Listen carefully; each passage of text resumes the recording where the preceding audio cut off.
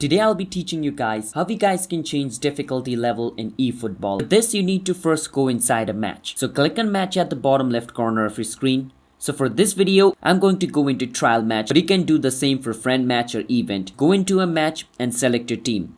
So I'm going to go with a random team, but you need to select a team which you want. After you select the team, you can see the setting icon at the bottom left corner of your screen. Click on the setting icon at the bottom left corner of your screen and then click on the setting icon, which is the second option. From over here, you can see the option called match level. Click on match level. From match level, you can choose which level you want. Beginner is for beginners. Amateur is basically for mid-level people. Regular means you are regular basis people. If you click on superstar, it is the most hardest level. You cannot choose amateur and professional because all these amateur, professional, top player is only available for PC and console version of eFootball. For mobile, only these three versions or these three levels are available. You choose whichever difficulty level you want. Click on done.